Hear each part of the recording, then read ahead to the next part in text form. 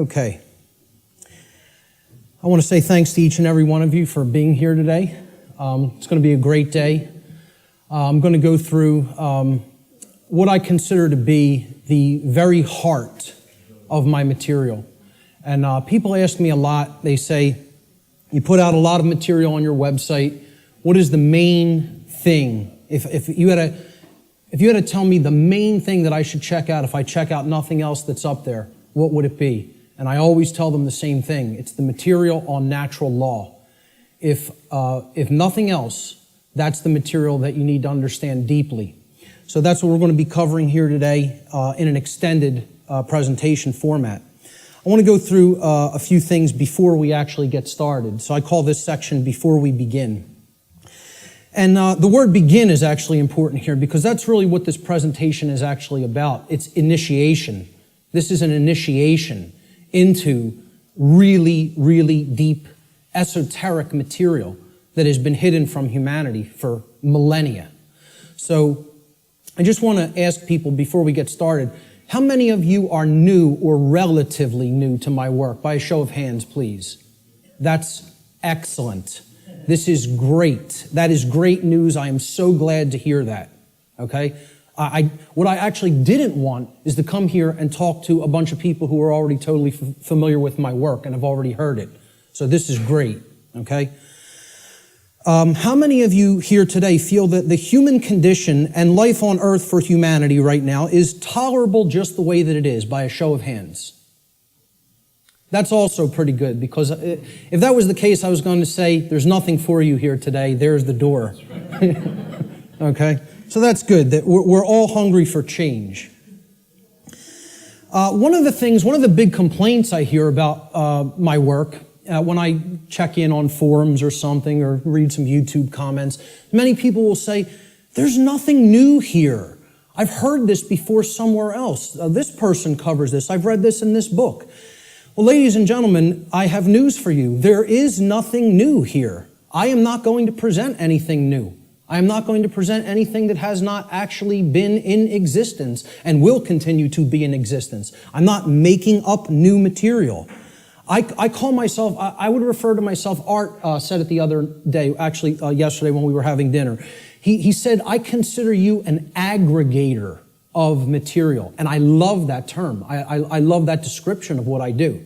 I am an aggregator. I bring things together into a tapestry and then help to explain it in simple and easy to understand terms so that people can readily absorb it, take it in, and then do something with that information. So you will not be seeing or hearing anything new here today, okay? As the old saying goes in all of the old mystery traditions, there is nothing new under the sun. And what that phrase actually means, many people don't know what that phrase means. It means that the truth, it is singular and eternal. Truth has always been here among us, and it will always be here. It is our perception that must be aligned with it. So there's nothing new you're going to hear today, okay? These are eternal truths that have always been here among us. Another aspect I want to cover before we get started is about my presentation style. This is another thing that I get a lot of complaints about, and it's something that I have no intention of changing. Okay? My presentation style has been described by some as extremely intense and at times even combative. This is a word many people will use to describe my presentation style. Some of you here today are very likely to be angered by some of the things you may hear me say during the duration of this seminar. And I say, so be it. That's okay. If you get angry, that's okay. The fact of the matter is that truth itself, by its very nature, is belligerent. And I'll actually be putting up a quote to that nature later on in the presentation. The reason truth is belligerent is because it actually is at war. It's at war with the lie. It's at war with deception. It's at war with mind control. So truth can be belligerent. Many people don't want to hear it when they first encounter it. So I tell people all the time, I don't do this. I don't present this information, okay, to be liked. I don't do this to make friends, okay? I'm not interested in making a whole bunch of new friends. If it happens, that's great. okay? But that's not the reason I do what I do. I don't do this to be popular. I don't do this to make money. It's not a popularity contest. Telling people many things that they don't want to hear is not going to make you popular, or it's not going to make you a whole lot of new friends, okay? So those aren't the reasons I do what I do. To be honest, and I tell people this, and sometimes they get upset by just hearing this, I don't even really want to do this, okay? I don't want to do this with my life. I don't want to do this with my time, okay? As I already know, understand, and live the information I'm going to present. So I get this. I know this, okay? I don't need to keep going over this over and over and over again for my own entertainment, okay? The reason that I actually do this is because I recognize that in a time of such overwhelming ignorance of this critical information, this information which is capable of saving humanity from its current condition, all right? The fact that I do already understand this information places me in a position of moral obligation and responsibility. That's why I do what I do. I'm in a position of moral obligation to speak this information to other people in an effort to help to get them to understand it and live it as well. And that is the reason I do this. Every person here today who wishes to take real world value, practical value from this seminar here today, I'm going to ask them to make a deliberate and conscious effort to do two things. The first is try to set aside, to the extent that you are capable of doing so, your perceptions of me as the presenter, okay? And this includes things like how you think I look, how you think I dress, the sound of my voice, my mannerisms, etc. Try to set those things aside to the extent that you're able to do it. And I know that's difficult for some. And I say this because paying attention to such trivialities will detract your own mental focus away from the information that is being presented today. And that's the worst thing that could happen, because it's the information that is important, not me. Try to ignore me and focus on the content, all right? The second thing I ask people to try to do is to be consciously aware of any of your own impulses that you may have here today, to immediately reject the information that is being presented in this seminar based solely upon your own initial emotional reaction, your initial emotional response to this information, okay? This is a logical fallacy, okay? You cannot think with the emotions. So if you hear something you don't like or that angers you, that's okay. Feel the emotion, but don't just immediately say, that can't be true. And don't believe me either. It's about checking it. It's about a process of truth discovery. It's about doing your own due diligence and actually researching this material, okay? But if you try to gauge the veracity, meaning the truthfulness of this information, solely based upon how it makes you feel when hearing it, you are committing a logical fallacy, okay? So I ask people to try as much as possible to suspend immediate reactions of disbelief, okay, and saying, no, I don't want to accept that, no, it can't be true, based on how something may make you feel that you hear today. That's very important to keep in mind. And lastly, this information, the entire seminar, is a tapestry, okay? It's like pieces of a huge jigsaw puzzle. All right? It is meant to be seen and taken as a whole in its entirety. Now, I know I'm asking a lot here too, because it's going to be a long day, okay? And my goal here, my work here, is to keep your interest and your attention and your focus throughout the entire course of this seminar. And that's a challenging thing to do. But what I'm asking people is, you have to try to see it as a whole, because if you took the time to be here, and you gave a monetary donation to be here, I'm highly recommending that you stay for the whole duration of the seminar. There's a reason for that. You're only going to get the full tapestry, especially if you're new to my work, by hearing this information in its entirety, okay? So if you don't do that, you'll probably not recognize the patterns, which is what this is all about. That's what this day is all about, pattern recognition, okay? that are inherent to this tapestry of information. And more likely than not, you'll have wasted the time that you took to be here today and wasted the money that you spent to be here today. So I don't want anybody to waste their time and their money and their attention, and I don't think you do either. So that's why I'm asking people, stay for the whole thing. You'll get the maximum value out of this seminar if you stay for its duration. So with that having been said, let's jump into the material. This presentation is called Natural Law, the Real Law of Attraction, and How to Apply It in Your Life. And I emphasize that term, real law of attraction. Many people will be familiar with the New Age variants of the so-called law or laws of attraction. And this is going to differ quite widely from what people have heard in the New Age community and in the New Age movement regarding what the law or laws of attraction are.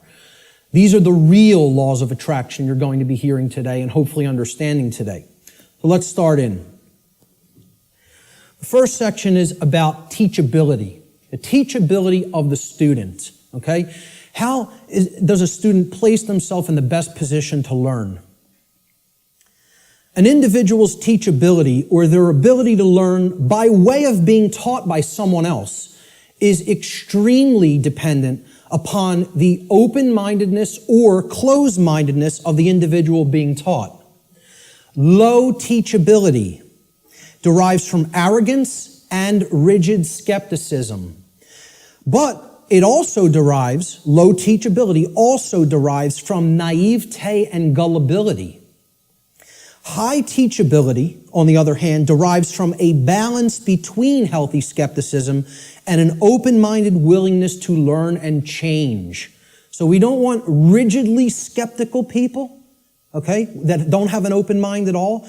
And we don't want naive and gullible people that will accept everything they're told. We want to strike a balance between these two modes.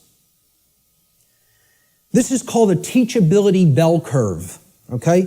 And down here is the mental state of the student, whether they are, and it goes from arrogance, cynicism, skeptical nature, a teacher, a student, and then up to being trusting, then being gullible, and then being outright naive. Okay, so that's the whole spectrum of teachability. The best position to learn is up here at the top of the bell curve. This means you will learn the most if you are here. And that means you're in the balance between teacher and student. It means that you're somewhat skeptical and you're also somewhat trusting. It means that you're able to hold a proposition in your mind without accepting it or rejecting it immediately. It means you will consider the information with an open mind, okay, somewhat trustingly, but also somewhat skeptically. All right? That's going to be the mental state we want to attempt to keep during the duration of this seminar, and therefore you will be in the best position to learn. Of course, as we already said, the poorest positions to learn, the things that, if you're in these mind states in arrogance and rigid skepticism and naivete and gullibility, you're not going to take very much away from this seminar. Okay? So we want to remain at the top of that bell curve if at all possible. Human beings should consider with great care where their information comes from, the source for the information.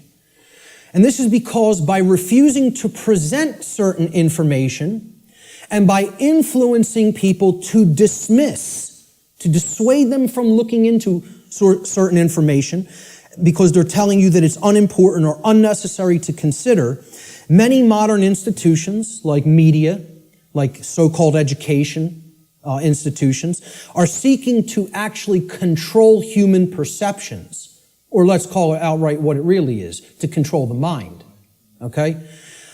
And therefore, to limit what human beings may even come to understand, and therefore by limiting what they are coming to understand, they're actually limiting what they're able to do, what they're able to change, what they're able to create in the world, okay? So you have to be skeptical of where your information comes from. And that's why I tell people at the very beginning in my lectures, do not believe me. The worst thing you could do is believe what I'm telling you. You need to look into it for yourself. And most of all, you need to do personal introspection to really feel inside of yourself whether this information resonates with truth. Everybody has that intuitive capacity. That also has to be turned on and engaged and used. All right?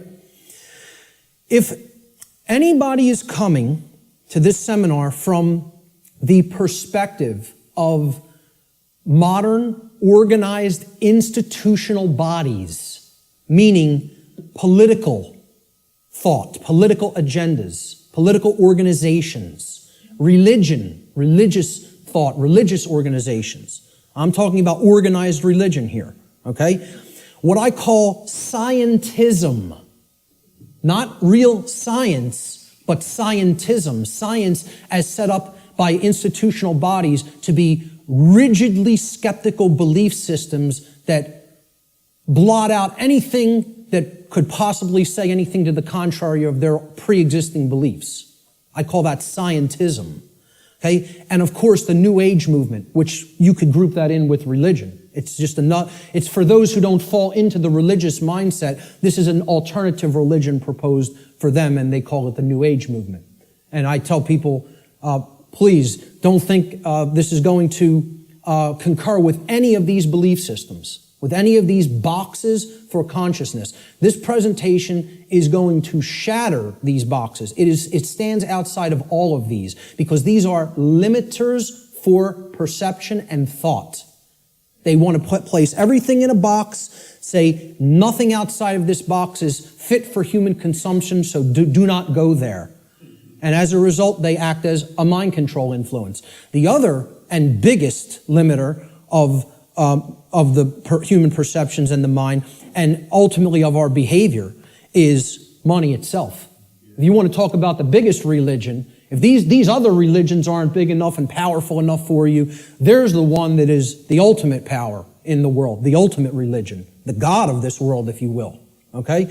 So what I'm basically saying here is if you're already in a mindset approaching the, let's call it the discovery of reality or the exploration of reality from any of these perspectives, you will be sorely disappointed here today by what you're going to hear, because the information here falls well outside of any of these institutional limiters for consciousness, okay? The requirements for creating change and the role of knowledge. Let's talk about these concepts for a moment. Human beings everywhere say that they want certain things in their life, and they say that they want certain things to be present for all humanity, okay? We say we want certain conditions to be present for ourselves and our species as a whole. And we say we want things such as happiness, health, peace, prosperity, freedom, etc. And all these things are great things to aspire to. And we say we want them. Most people will say and tell you we want these things, all right? However, I don't really feel that they're truly being honest with themselves, okay? They'll say they want them, but then when you tell them, well, those aren't automatic conditions. They don't just magically manifest, okay? There are requirements for obtaining these conditions, okay? And people wouldn't say they want these conditions if these conditions were already omnipresent, right? They're saying that they want something because they don't have it at all, or at least in fullness, right? So when you tell them there's requirements for obtaining them, many people will say, oh, well, I may not be willing to go there. I may not want to exert that much effort. And they believe that somehow they're going to magically get these things, right? Well, this is what the real laws of attraction are about. It's explaining conditions that you want don't just automatically manifest by thinking of them or just having a feeling about them. This is a New Age deception. There are requirements for obtaining the conditions that we say we want. Requirement exists in nature. It does exist. If you want something to be different than the way that it already is, than the default conditions, then requirement exists. If you're okay with things being the way that they are now, requirement doesn't exist. There are no requirements to creating change. You just accept the default conditions the way they are now and go on with your existence and accept it's going to be this way and possibly get worse. But if you want real change to happen, requirements exist. And this is what many New Age teachers will not tell you, or they'll outright deny that requirements exist for creating real change. Specific requirements exist in order for human beings to obtain the conditions that they say they want. If the requirements for obtaining those conditions are not met, those conditions do not just magically manifest by magical means automatically. That's not how it works, folks. And that bursts a lot of people's bubble right off the bat. This is a key concept to understand. So what are these requirements? We need to know certain things. Knowledge is required. Knowledge. Knowledge that will spur us to action. That's what's required. Okay? Since human beings as a species do not already have the things that they say they want, and again, at least not in fullness. If we want to split hairs, we could say we have a modicum of what we may say that we want, but we don't have it in the fullness that we will say that we want it, especially societally, globally. Okay? So since we don't already have these things, it follows logically that the knowledge of the requirements to obtaining these things, okay, either must be absent. The knowledge is not present anywhere.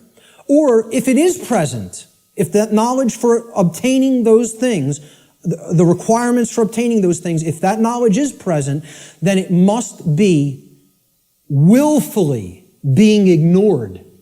It is here, and yet people aren't paying attention to it. They aren't taking it in and accepting it and doing anything with that knowledge. So they're ignoring it because it's uncomfortable. As long as this knowledge continues to remain either unknown or ignored, the manifestation of the desired conditions that we say that we want is impossible. Cannot happen. It is an impossibility for it to magically, automatically manifest without the requirements being met. And that's what we're going to talk about here today. What are these requirements? What is this knowledge? This knowledge is occulted, meaning hidden. Okay, now, how many people here came here today thinking that they were going to hear information about the occult by a show of hands? Okay, about half the room. Good. Okay, for the rest of the people, that may come as a shock. But what you have to understand right off the bat is that the word occult, it's simply derived from Latin, the Latin adjective occultus. Occultus in Latin means hidden, hidden from sight. And it's derived from the Latin noun oculus, which means eye. Okay? The word ocular in English means related to the eye or related to sight or vision. So what the occult is something, it is a body of knowledge that has been hidden away for a specific reason. And we're going to get into what that reason is. Okay, so from the term oculus or eye in Latin comes the verb occultare. Occultare means to hide, to conceal, or to keep secret. To keep hidden from the eye so that it cannot be seen. The information regarding natural law is occulted knowledge. It is knowledge that has been hidden from humanity. Okay, it's held by the few. Which is represented here at the top of this pyramid. You can look at this as a pyramid representing knowledge or ignorance. At the top of the pyramid, you have knowledge. It's the higher you go in the pyramid, the more knowledge. Okay? But the pyramid tapers because at the top, very few people understand that information. Very few people have that knowledge and have actually integrated it into themselves to the point where it becomes understanding. All right? Down here, you have no knowledge, the ignorant masses, okay? And up here you have the people who are in the know, right? Who have this knowledge about how natural law works and are actually using it for a certain reason. We're going to get to that next, what that is. So please, as you go through this seminar, please keep in mind, if I ever use the term occult, all I'm talking about here is hidden knowledge. That's what it means. Occulted knowledge is hidden. Now, why would anybody want to hide knowledge that is extremely important? Well, there's a very specific reason, all right? But before we even get to that, we have to talk about what is this occulted knowledge? What is the body of knowledge? What does it comprise? When I'm saying the occult, the knowledge of the occult, what do I mean by that? All right? Occult knowledge constitutes two things. There's two general bodies of occult knowledge. In the actual mystery traditions and in occult schools, they talk about these as arcana, A-R-C-A-N-A, arcana. The word arcana is also Latin. It means knowledge, okay? That's all it means. So there's two bodies of knowledge. There's one body of knowledge in the occult called lesser arcana, the lesser arcana or the minor arcana. This means the knowledge of the microcosm, the knowledge of the small things, okay? It doesn't mean it's less important. It means it's dealing with the individual units of consciousness, the human psyche, the psyche of the individual, okay? So the first major body of occult knowledge constitutes knowledge of human consciousness, how it works, how it operates, what our motivations are, things like that, okay? The second body of occult knowledge is called the greater arcana or the major arcana, all right? And again, this doesn't refer to that it's more important. It refers to it is the macrocosmic understanding, the understanding of the very large laws of nature that govern the macrocosm, okay? So universal laws are part of the greater arcana of occult knowledge. And what I call here today, under the umbrella, the term natural law, falls into that second category of greater knowledge, the greater arcana of occult knowledge, okay? And what these natural laws are unseen and universal spiritual laws. We could talk about the word natural here too. Natural is derived from Egyptian and other Middle Eastern tradition languages, okay? The word neter in Egyptian, which would have been spelled without vowels, if we transliterated it, it would be N-T-R in English. Neter means spirit in Egyptian, in ancient Egyptian. The suffix al, even in English today, but if you go back into Arabic languages and ancient Middle Eastern languages, al as a suffix actually means of or related to, or having come from, okay? So natural, if you put these root words together, neter and al, right? It means of or related to the realm of spirit, of or related to God, actually. The word neter also meant God, spirit or God, okay? So this is the spiritual domain, the laws that actually are operating in the unseen realm, okay? Now, they manifest in the physical realm. We're going to talk about that, okay? Because that's the operation that it trickles down from. It starts in the spiritual domain and then it manifests in the physical domain, all right? So it's important to understand these two bodies of knowledge. The lesser arcana, okay, is about the monad or the individuated unit of consciousness of the human being. And then the greater knowledge is about the laws that govern the macrocosmic universe. All right? So, what these laws do, this body of the workings of nature that I am calling under the umbrella natural law, they're universal spiritual laws which govern the consequences of behavior. They govern the consequences of behavior. And I would add a caveat to that. They govern the consequences of behavior for intelligent species, for beings that are capable of coming to their understanding. Okay? I would delineate that from like the animal kingdom. Okay?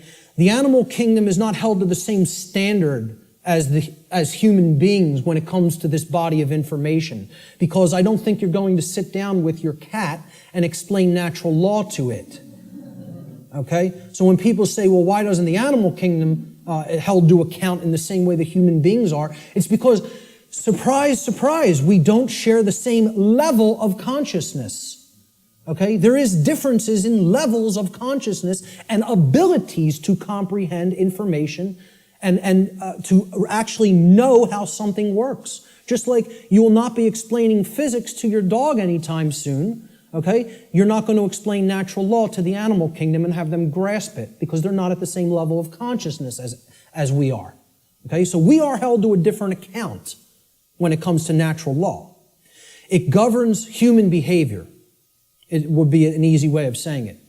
This body of knowledge has actually been called consequentialism by past researchers and teachers. And I have no problem with that term. I've actually looked into consequentialism, and it's quite similar, okay, in its scope and what it teaches. It's been called karma, karmic law, in many Middle Eastern and Eastern traditions, okay? And I have no problem with that term for it either. It has been called in some of the Western traditions and Christian traditions moral law, and I have no problem with that term either. Religionists have called it God's law, and I have no problem with that term either. I have no problem with any of these terms being applied to the umbrella of natural law, because that is essentially what it is. But we're going to get deeply into how it works and operates in our lives here today. Why is this knowledge hidden away from people? To what ends? The knowledge of the occult, the hidden knowledge about how natural law works and how consciousness works, is not commonly known. That's why it's not the exoteric. It's not given to the masses. It's the esoteric. It is reserved for the few. And there's a reason for that. It's been deliberately hidden away and kept from the general public in order to create and maintain a power differential. Because if someone else is an extreme level of knowledge, and they know how something works, like something as trivial as how human consciousness works, how human motivations work, how human perceptions work, how human beings can be manipulated. If somebody has deep knowledge of that information, and there's a whole bunch of people over here who have not one iota of how that works, what kind of a number do you think somebody can do on people like that? See, the way I ask people to look at this is real simple. Imagine a very, very, very advanced psychologist at the top of his field, wrote all the textbooks, okay? And he's got a house out in the burbs. He comes into the university. He's got tenure, okay? He's got the trophy wife, the house out in the suburbs, the 3-car garage, driving the Lexus into work at his tenured job. And he finds out that his trophy wife is having an affair because she's bored. She's not satisfied with him at home. And it's maybe the 19-year-old, captain of the local high school football team or something. He's a senior. He's a star football player, right? The jock, yeah. And she has a fling with him. Well, what if he decides, I'm going to become buddy-buddy with my boy here after finding out about his wife's affair? And this kid, this punk, who's cheating on, my wife's cheating on me with, he knows nothing. He doesn't study the mind. He doesn't know anything even about himself. He watches TV 6 hours a day, plays violent video games, is obsessed with football, What kind of a number you think that psychologist can do on that kid? Total number. That's the answer, exactly. That's right. He could do a total number on him. He can gain his confidence. He can get into his head. And I guarantee you give him a little bit of time, he could screw up his life based on what he knows and how he would be able to manipulate based on his hatred of that person. Well, guess what? That's the position humanity's in. We're that punk jock. And I'm not saying we necessarily did something to deserve it, but we're in that same position where the people with this knowledge at the highest levels, they hate us. And they're doing a total number on us because we don't have this knowledge. And until that changes, don't expect the playing field to be leveled. Expect it to get worse. Okay? The knowledge is hidden to create and maintain a power differential. between those who hold it and those who are ignorant of it. It's that simple. The knowledge of natural law and its operations constitutes what I call the most deeply occulted or hidden information that exists on this planet. You will not find any more hidden information. This is the thing that all the distractions are there for, to keep you from learning. The endless trivialities, the nonsense you hear on the news, all the video games, all the nonsense television, the sports, it's all there to keep people from understanding this. And I can't get you to accept that or believe it, and I don't ask you to believe it. I'm telling you that's what they're trying to, from my years of being inside occult traditions that are very, very dark. I'm telling you, this is what they don't want you to know. From firsthand experience. How many people here today know that I was involved in the dark occult in my past? Good. Great. Okay. The powers that be want to seek to keep this information hidden from the people of the earth at all costs, because understanding this information about natural law will level the playing field and put an end to the currently entrenched systems of control that are operating on the earth. We should very clearly make a distinguishment between nescience and ignorance so that people fully understand the difference between these two concepts. How many people even have heard the term nescience? Very few. This is a word that has practically been sanitized from colloquial English, practically been sanitized from the English language. And there's a reason for that too. There's two contexts to not knowing something. The first context is nescience. Okay? Nescience comes from the Latin. The prefix ne in Latin means not or not present or absent. Okay? And then sciere in Latin means to know. It's where we get the word science from. Okay? So you put them together, and nescience, it actually, those two roots form another word, nesciere. Nesciere in Latin means not to know, to not understand. But there's a connotation to it. It means to not understand because the specific information that you may be having a desire to understand is completely absent. It is not present, and you cannot actually aggregate that information. You can't bring those pieces of grammar together to form the sentence. Okay? It's not present. Okay? So you don't have it at all. It's unattainable. This should be clearly delineated from ignorance. Now, nescience is not someone's fault. The information just isn't there. Okay? You can't be blamed for nescience. There is no blame in nescience. The person who is nescient is not to be blamed for being nescient. The information simply wasn't present so they could take it in and then come to understand it. Ignorance carries blame. This is another thing. People want to think in the New Age movement there's no such thing as. Nobody's to blame. And that goes to that there's no cause for anything that's happening, as you'll hear a lot in the New Age circles. Okay? I very strongly put down these notions, or attempt to. Okay? There are causes and effects. There are people who are responsible for what is happening. There is blame. Blame exists. Okay? There are people who are culpable. We're going to talk about moral culpability later. So ignorance has blame attached to it and responsibility attached to it. Okay? It comes from the Latin verb ignorare in Latin. And this means not to know, just like nescience means not to know, but in a completely different connotation. The connotation of ignorance means you don't know even though necessary information is present and right there before you, because you have willfully refused or disregarded that information. Whether you've refused it because it made you feel uncomfortable, or whether you disregarded it because you felt that's not important for me to know. I don't need to know that. Or you feel you already understand something that contradicts with what's, the new thing that you're hearing or seeing. Okay?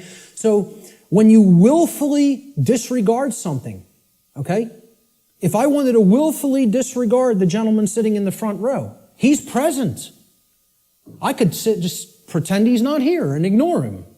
That's what ignoring is. This is why I try to say to people, the impact of the word is almost lost to us, of the word ignorance, because of the way it's pronounced. I tell people, start pronouncing it ignorance. Ignorance.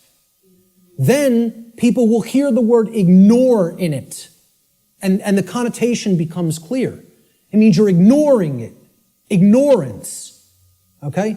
That's how I like to say it now, because the connotation is clear that way. The information is there, the truth is there, and somebody wants to ignore it completely. Now, that is inexcusable, and there is blame that is attached with that. So what I ask people all the time is, do we have a nescient society, or do we have an ignorant one? Do we have an ignorant one? Is our society ensconced in nescience, or is it ensconced in ignorance? I would argue absolutely that we are ensconced in ignorance in society, not nescience. I think we are drowning in information. I think we are drowning in the truth that is all around us, but people are ignoring it, largely. Not everyone. There's many people who are very hungry for it and taking it in as fast as they can, you know?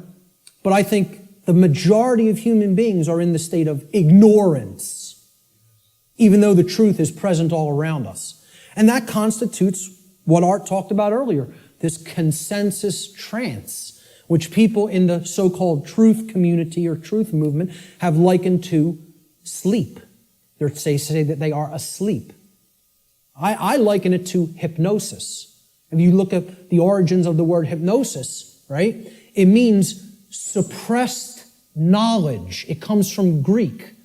Hypo means under, as in hypodermic, under the skin. And gnosis means knowledge, the suppression of knowledge. Hypo means suppression also, under and suppression. So hypnosis is the suppression of knowledge. And that's the state that these people are in. And it's done by themselves. It's not, see, we have to stop looking at this as a victim relationship. This is a willful choice. In a time of overwhelming information available at people's fingertips, the truth being ignored is not an option. It's a willful decision that people are making. And it's a decision that they should be held accountable to because of what is going on, that they are ignoring, what they are allowing to go on in their name and not saying a thing about it. Content to let evil run amok. All right? And then people will wonder, why are we losing freedom? Why is freedom on the wane? Why is totalitarianism and tyranny rising up? Why do we see so much control and obsession with control in our society? You know, they'll see that. Many of them will see the rising police state. They'll see the injustices in our society. They'll see the restrictions on our inherent natural liberty. Okay? But here's the thing, many of them will not make the transition to grasping. You know? They'll say, yeah, this is what's happening to the earth. It's being turned into a huge prison everywhere. And at the most rapid pace right here in America. Okay? And they'll see this lock going onto the cage. But the question that they never get to, they don't even get to the question, let alone the answer, is why? They'll talk about the symptoms. They'll describe the prison.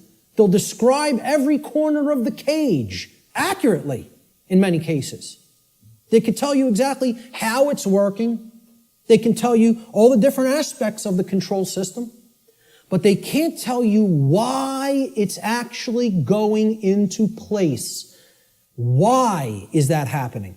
Well, that's what this presentation answers. Why are we losing freedom? And it gets to the actual heart of that answer.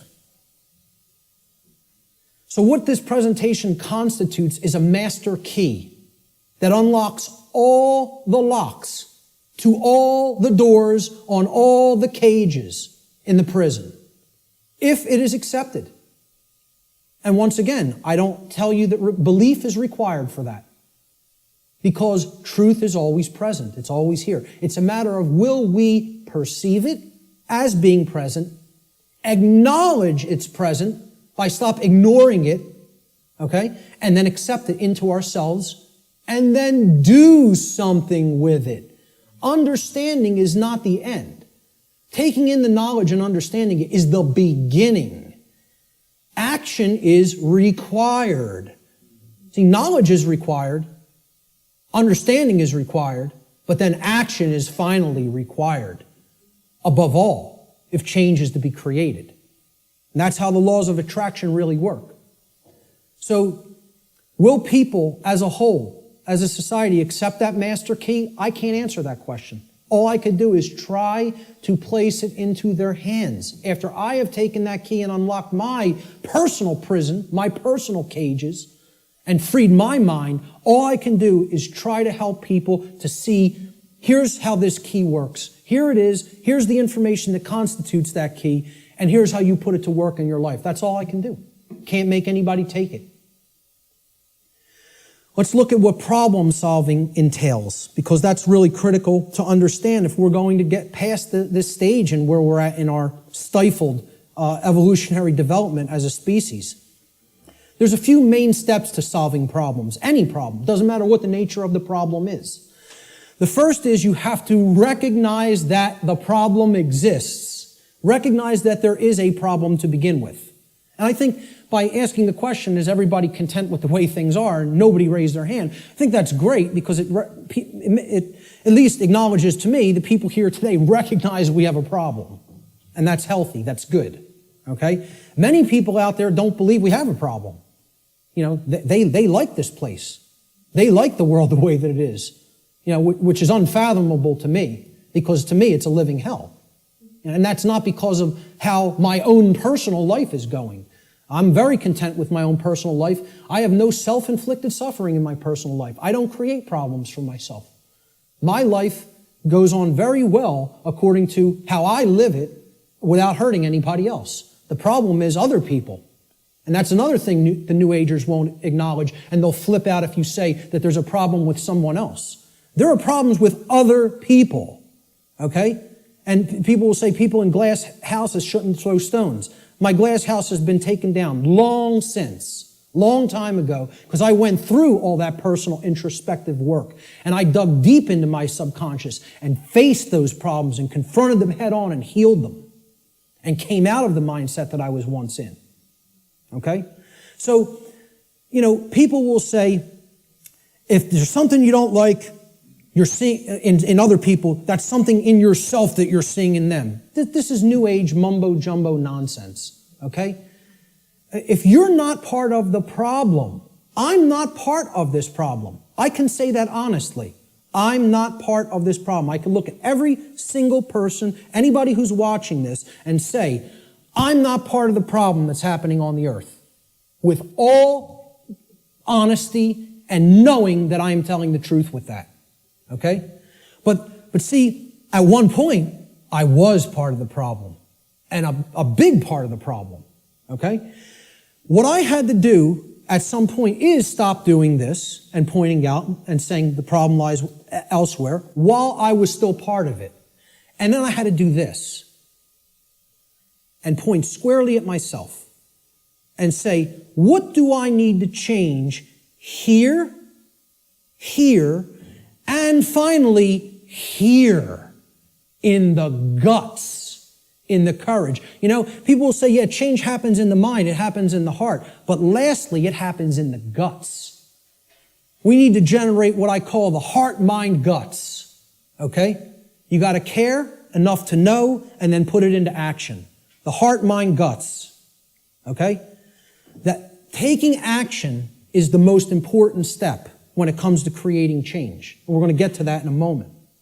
But the whole point here is I had to look at what I needed to change about myself in my thoughts, my emotions, and my actions, and then change those things in myself. This is what most people want to run away from. They want to say, yeah, I want those things that I say I want to magically to be present in my life, but I don't want to do those things that require self-change in how I think, in how I feel, and in how I act. I want it magically to happen without changing those things in me. So I can honestly look at the rest of the world and say, the problem does not lie within me. I am not seeing a manifestation of myself in other people. Other people have not done the same process that I have, the introspective work that I have, and gone through that painful, painstaking work that involves effort, hard effort. I'm not up here telling people, I'm offering you the tonic. You're going to take a sip and magically you will be enlightened. Okay? Knowing what's going on in the world is hard work. It involves destruction. It's a destructive process. It involves destruction of belief systems. It involves completely breaking down barriers that are in your head. Okay? Hardly anybody wants to do that work. People want to run 1,000,000 miles an hour in the opposite direction from that work. Anything but that. I'll take the grave instead of that. Okay? That's where most people's heads are at. All right? So let's get back to the steps here for problem solving. The first is you got to recognize that there's a problem. If you are in denial, good luck. Let me know how that works out for you. Because you're not solving any problem in a state of denial at all. Fear-based denial of the problem must first be dealt with and conquered and stamped out. And you have to acknowledge how bad it is. You know? People feel symptoms coming on of a disease or something and they want to ignore it because they don't want to believe I'm sick. I don't want to believe I'm sick. I don't want to believe I have a problem. Then you're waiting. You don't get it diagnosed and then it turns into a much bigger problem, which is where we're at as a society for ignoring this information. This is what denial looks like, symbolically. Okay? A person with their head in the sand like an ostrich. And please take note, ladies and gentlemen, when you're in this position, when you're in the position of denial with your head in the sand, you're on your knees with your ass in the air. Okay?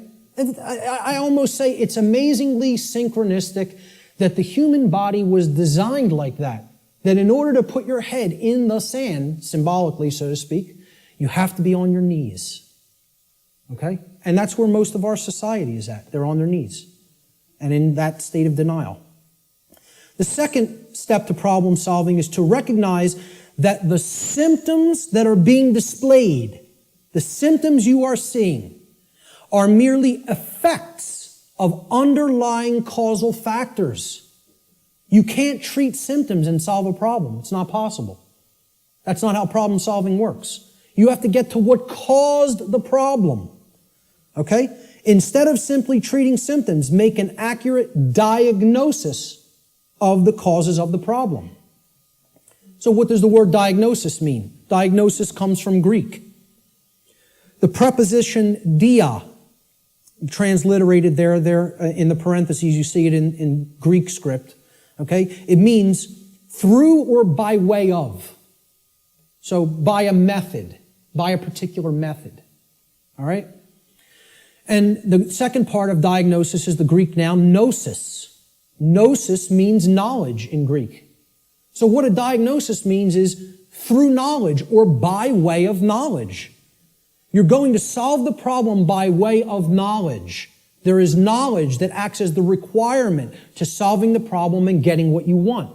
And here's another thing, and I'm going to keep going back to this. It's going to be like an undercurrent in this. Because the New Age community, I'm going to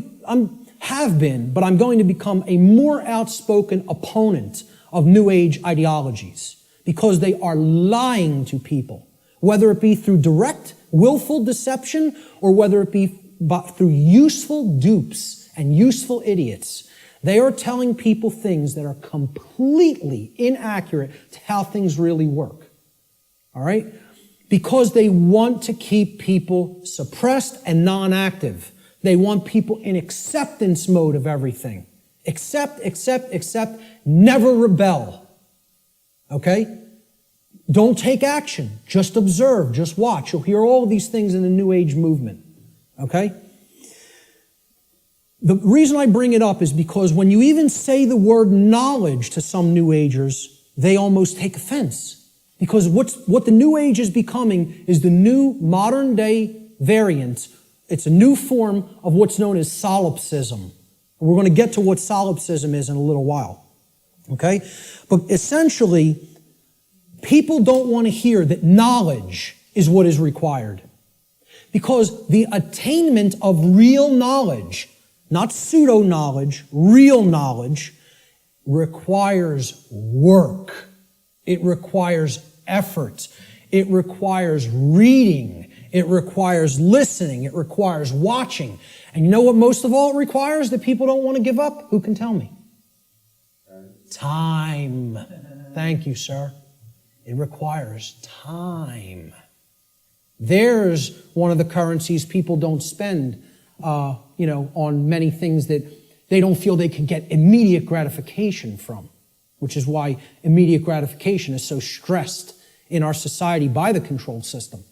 That's what keeps people in their ignorance.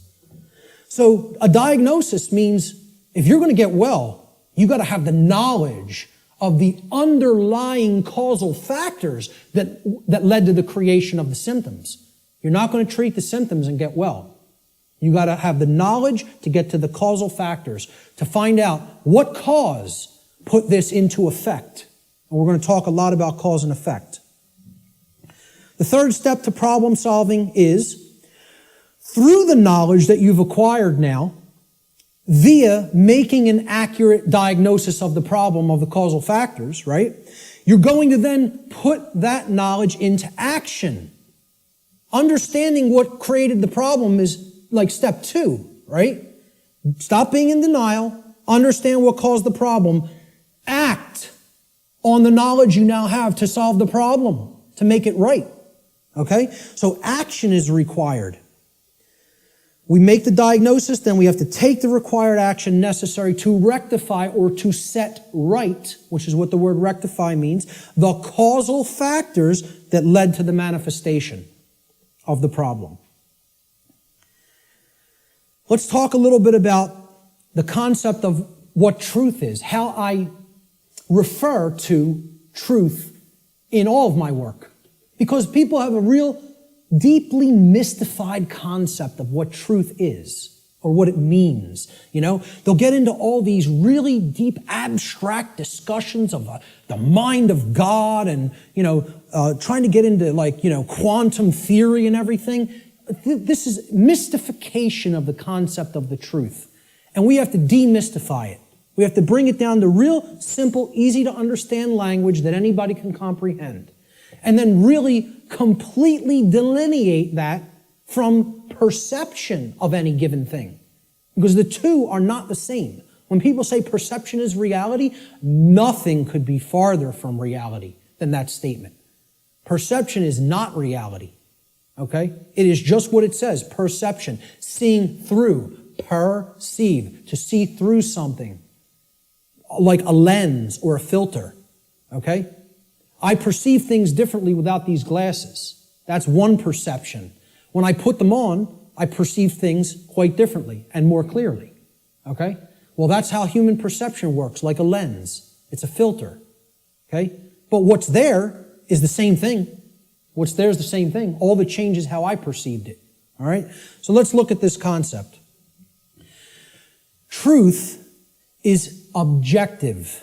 That means that it's not dependent upon the perceptions of human beings. No one wants to hear that. That is a direct assault, a direct frontal assault on the human ego. Because everybody wants to hear, my perceptions are important. And we want to also believe my perceptions are accurate. Okay? Now people will say, well, what makes you say your perception of this topic is going to be accurate? That's because I went through the process of having to admit over and over and over and over and over again, endlessly, how wrong I was about my former perceptions. I went through that destructive process of breaking down my former belief systems, of breaking down my former emotional patterns, of most of all, changing my behavior. That's the thing that's the most destructive because we get attached to our behaviors and patterns. So asking people to change, I recognize it's not easy. It took me probably about 8 years of my life to do it. Most people don't want to spend a minute on creating personal change, let alone 8 years. And, when I look at myself, in all honesty, again, none of this is to sound egoic or to toot my own horn, but I look at it like I was a mild case of ego entrapment, a mild case compared to where I see other people at. I feel like I was the, very brittle stone that just needed to be hit with a chisel a few times and it broke into powder. Other people are hardened granite or diamond. To break them down is going to take enormous effort and work. And most of them don't even want to do it. They're so calcified, they've been so compressed into that hardened state that they don't even want to start. So I realize telling people your perceptions are not what really matters, that truth isn't based upon how you perceive things, that it's independent from your perceptions. Most people don't want to hear that. They don't want to hear that. Human beings' perceptions are capable of wavering. They can waver slightly from the truth, and they can waver wildly from the truth. All right? What truth is that which does not waver. It doesn't move. It's that which is. It doesn't matter what anybody thinks about it. It doesn't matter whether anybody believes it. It doesn't matter whether anybody knows it. It doesn't matter whether anybody sees it. It doesn't matter whether anybody wants to see it. It's there.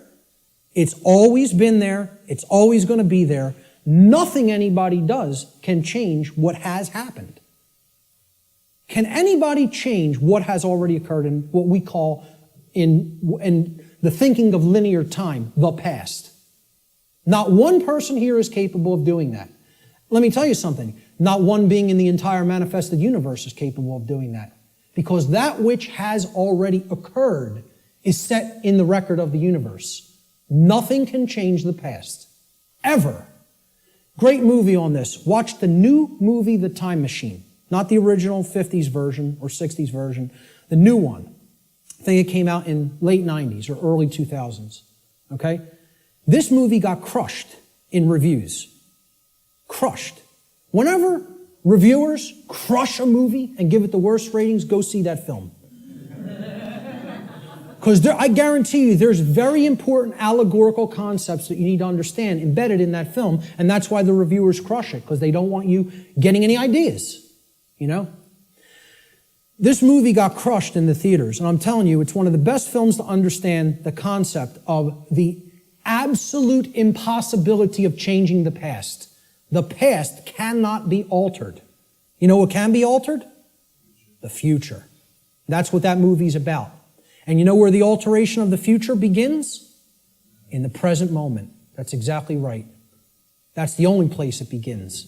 Okay? So what truth is, the demystified concept of truth, is it's simply that which already exists. It's that which has happened in the past and is happening in the present moment. The truth does not exist in the future. When we get to those future moments and it's the present, truth will be existent then, but not until, okay? So there is no such thing as truth in the future. Truth is that which has occurred in the past and that which is occurring in the present. It is simply that which is and that which has been. Please recognize when I use the word truth, that is all I'm talking about. I'm not talking about the mind of God. I'm not talking about the entire reason for the existence of the universe. I'm talking about the events that have taken place in the past and are taking place in the present. That's all. And guess what? That's all the truth is. It doesn't need to be any more complicated than that. Okay? You want to make it more complicated than that, call it something other than truth so as not to confuse people to what truth really is. Truth versus human perception. Okay? Now, I want to ask people to imagine, see these white lines? Imagine these white lines that do not waver as truth. And imagine that the perception that is set against the truth, we're going to take three different individuals. This is individual A, this is individual B, this is individual C. Okay? Their ability to perceive What has occurred and what is occurring is what I would refer to as consciousness. Okay? Consciousness is a being's ability to recognize patterns and meaning with respect to those patterns. Meaning you have an accurate understanding of what's taking place within and around you, or you have an inaccurate understanding of what's taking place in and around you. If your consciousness is high, meaning it's at a high frequency, okay, that means you're going to have more of an ability to understand and recognize the patterns. If your consciousness is low, you're at a low frequency, you're going to see the pattern less. You're not going to accurately perceive. So I liken this to a waveform. In simple, physics, a wave, this is a simple sine wave, okay? It has its crest here and its trough here, okay? And then the pattern repeats, goes up to the crest, down to the trough, and it repeats over again. The distance between the either crests or troughs of the wave is called the wavelength, okay? The longer the wavelength, the shorter the frequency. What that means is how frequently is it going to be intercepting the line that represents truth? How frequently is it going to be aligned with this line, which we are calling truth? Okay? Now, can everybody just, with that explanation, understand this simple model and what I'm talking about here? Is that clear? Okay, because it's important. Because this is a low frequency vibration. It's a low frequency wave. A wave like this, if it was an audio wave, would produce a low frequency, would produce a low bass tone. Okay? As we go up to a higher frequency, you can see the wavelength is shorter, meaning that it intercepts the line which represents truth much more frequently. We can count them. 1, 2, 3, 4, 5 here. 1, 2, 3, 4, 5, 6, 7, 8, 9 there. Okay? So this is a higher frequency vibration. And we go up to an even higher frequency. Let's say person C has this consciousness. They have a higher frequency. Okay? And they're intercepting the line that represents truth, much more frequency. I won't count those out because there's a lot of them, okay? The higher the frequency, the more in tune with truth we are. What would happen if this frequency became infinitely high? What would it become? It would be indistinguishable from a line. And therefore, someone would be aligned to that which is. The higher the level of consciousness or frequency, which is their perception of reality being accurate, okay? Not wavering as much from the truth, because it's hitting it in more places. We would basically, this wave would turn into a line at some point, the higher the frequency went. Think about this in sound, right? You hear a low bass tone, it's like, then it goes up, and it would go eventually outside the range of human hearing, because the frequency went so high. Same concept here. The higher the frequency, the higher the perception of reality, the quality of the perception is going to be. Okay? The concept to keep in mind here is perception is not reality. It's the filter we see reality through. What the human being's work is to do is to align their perception to the reality which exists, which is truth. We need to set aside what we want the truth to be and look at what it is. What it is altogether different than what we want it to be. But until we recognize what it is, we're not even in a position to make an accurate diagnosis of what's going on and therefore create what we want it to be. So I'm going to give the first quote here, comes from a gentleman I personally greatly respect. How many people are familiar with Travis Walton, by a show of hands? Hardly anybody in the room. Wow, 2 people. Amazing. And I know Barb is in the back because we've met him personally. I spoke with this gentleman at a conference last year in 2012. And I just want to say, I just think he's a totally genuine individual. I don't care what anybody thinks of me saying that, okay? I believe him. Do I know factually that what he claims happened to him did? No, I do not. But I believe what he is saying for a reason. When I am around somebody, especially for any length of time, I think my intuition is good that I can get a feel for their heart, okay? And when he's telling you stuff, it's very consistent. And in his book, he asked people, you need to listen to my whole story, suspend your disbelief for a minute, and then do your research and then make a judgment call. Do you want to believe me? Do you think I'm telling you the truth? Do you think I'm lying to you? And then make up your own mind. Okay? And who Travis Walton is, he was claims that he was an abductee, that he was taken on board an extraterrestrial craft at a point in his life. He disappeared for days. They were out looking for him, and his best friends were accused of murdering him. And he shows up 5 days later in like deplorable conditions, out on a country road someplace.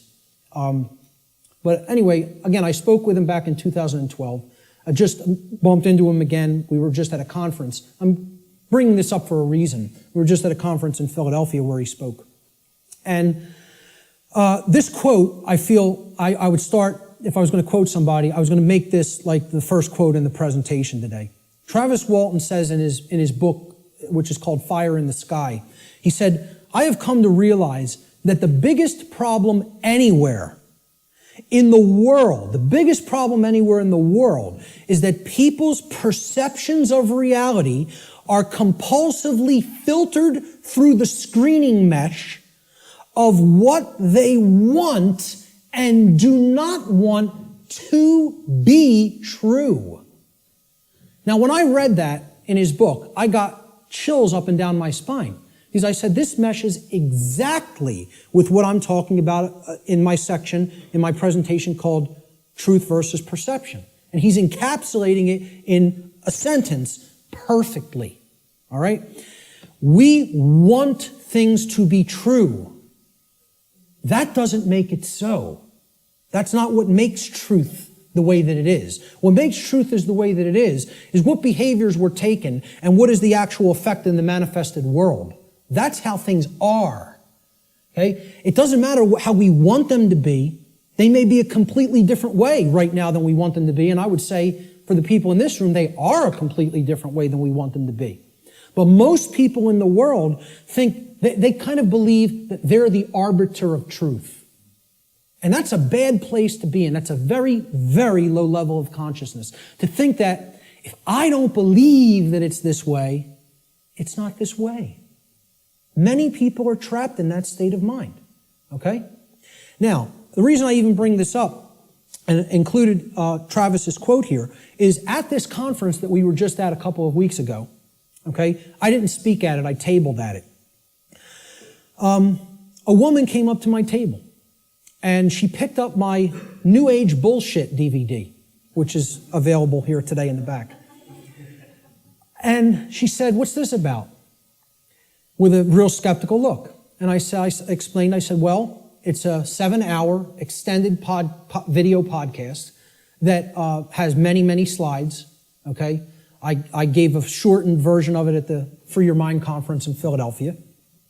And this is the extended version that goes deeply into the deception of the New Age movement and how it is a religion that is designed to suppress the masculine side of the personality, which is the side that actually takes action and creates change, okay? And that's, of course, pushed by the sacred feminine, which is care and creativity, and compassion, right? Both need to be present. We're going to talk about that here today. But I said this is about the suppression of that masculine energy. And that's what the New Age movement is about, the suppression of the masculine, right? So I said what the New Age religion wants to teach people is just accept everything the way it is, no matter how unjust it is, no matter how deplorable the conditions are, no matter how much evil is taking place in our midst. Accept it. That's the New Age religion. And here's what she said. That's exactly how I am. I just accept everything. I don't make any judgments on anything that occurs, no matter what it is, no matter how it's perceived. You want to perceive it as evil? That's your judgment. I said, yes, it is my judgment. You know why? Because it's evil. It really is. There is such a thing. I said, and you're content to let evil run amok and take this whole world because you don't want to act. Because what's really there is cowardice. That's what it really is. Okay? She didn't want to hear that. She said, I prefer not to see it that way. Now, align this with the quote. I prefer not to see it that way. Okay? And I hope by some miracle she happens to see this presentation at some point. Okay? And, you know, in hindsight, I didn't say this to her on the spot, but I thought about it for a little bit the next day. And what I should have really said is, no, you prefer not to see, period. That's the truth. Okay? So I prefer not to see it that way means, no, I want to ignore reality. I want to believe what I want to be true is the way that it already is. And this is what the New Age hoax is peddling to people. Okay?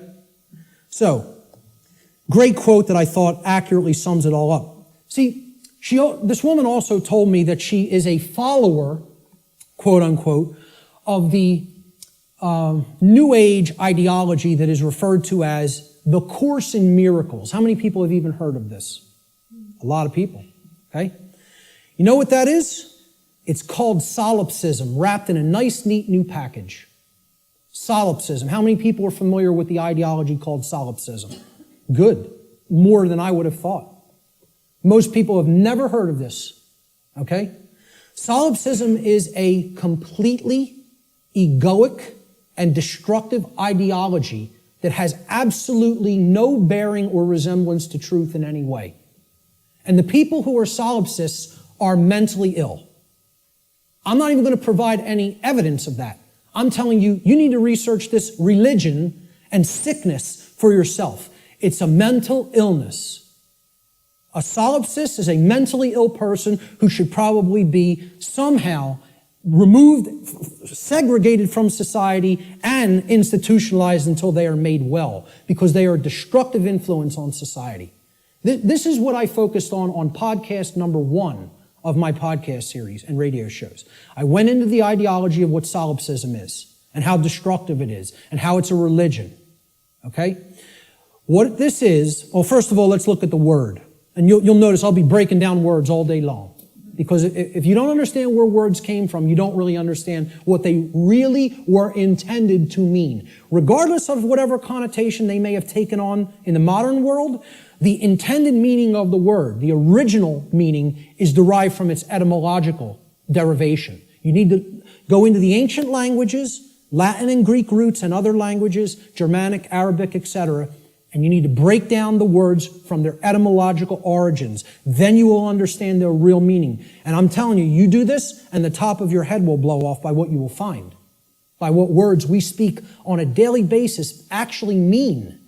And we have no idea what they mean. Okay? So the word solipsism comes from the Latin adjective solus, which means alone or one. And then the Latin pronoun ipse, which means self, myself, etc. Okay? The ideology of solipsism is that nothing exists outside of me. I'm the only being that exists in creation. Or essentially, it's another way of saying I'm God. Okay? That my perception is the only real perception and no one else is here. Now imagine that. Now, what I'm essentially telling the audience here today is your perceptions are not the truth. You have to work to align your perceptions with the truth. That's damaging enough to the human ego, okay? If I just said, none of you exist, I'm only perceiving your existence, I'm the only one who exists. Imagine how egoic that statement is, and actually how demoralizing it is to other people. You're even telling them, I don't even consider that you exist. That's what a solipsist is. They believe the universe is a big illusion created somehow for their amusement. And that there's no objective reality, that you don't exist, you don't exist, you don't exist, you don't exist. I'm the only one who exists. And that's not mental illness. We don't diagnose that as mental illness. Okay? I don't care if you want to accept the notion everything is one. I personally accept that notion. I do accept that we are all one. That doesn't mean you're not existent in the physical domain right now as I'm talking to you. Of course we all exist here. We are in the physical domain. Okay? The whole point is, these people want to believe the entire spiritual physical domain is such an illusion that nothing that takes place in it matters or has any significance and should just be watched and nothing should be done to change it. And let me explain what this is, folks. When I was a Satanist, okay, and I was working inside the Church of Satan and other dark occult organizations, they have a set of sins, believe it or not.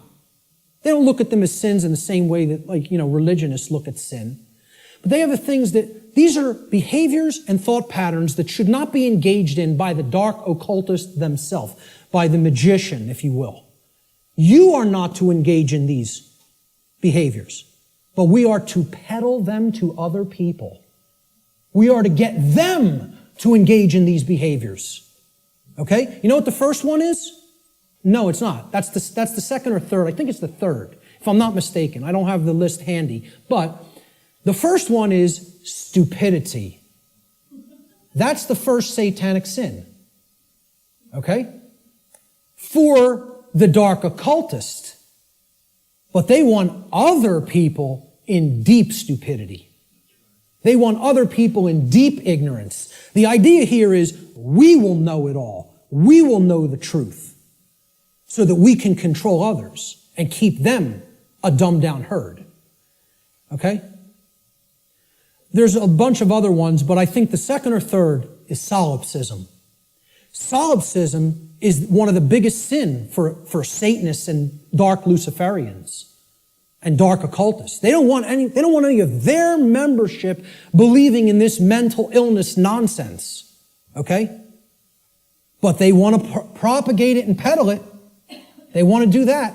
And they told me personally, higher ups in this network told me personally when I was working with them, wait until you see the New Age books that our membership, will be writing, or either writing ourselves or putting into the hands of useful dupes to write and put out there. We'll be giving them the idea, they'll write it for us, put it out there as their own idea.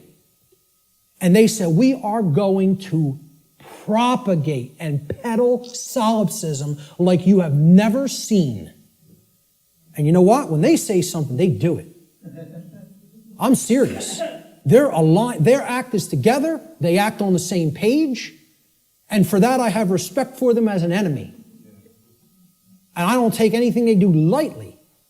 I recognize they have the will. They're not like the rest of humanity. They align their thoughts, their knowledge, with their version of care. It's not like our emotionally based care, but they care about what they're doing, and then they act. And when they act in concert, and they get it done. Okay? I'm not saying, I agree with any of their agenda, because I don't, and I'm trying to stop it.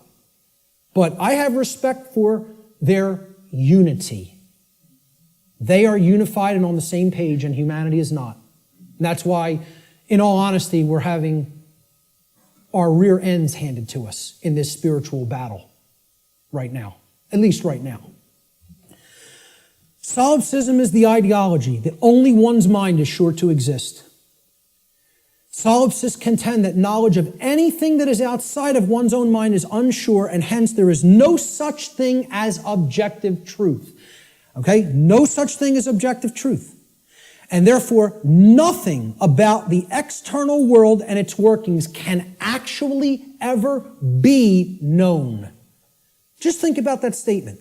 It's saying no one can ever know anything. You cannot come to know anything at all. There is no such thing as knowledge. So what I would say to somebody who's following the quote-unquote Course in Miracles, or a Course in Solipsism, or a Course in acceptance of all forms of evil in this world, is you can't know anything by reading the Course in Miracles, because nothing can be known. Why would a solipsist ever pick up a book? Why would a solipsist ever watch anything, any video? Why would a solipsist ever engage in a conversation with another human being?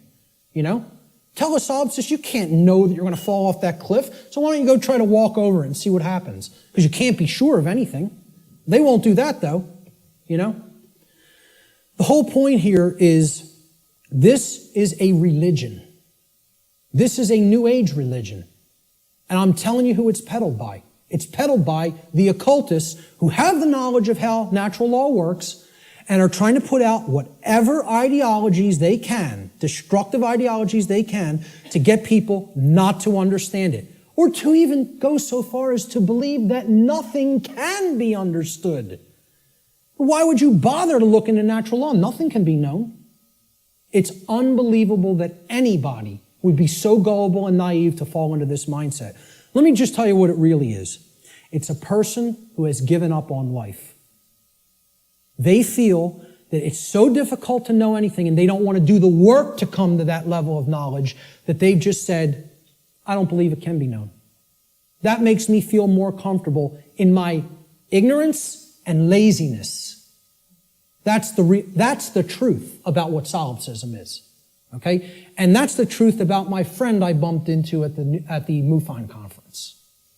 And I'd say that to her face. Okay?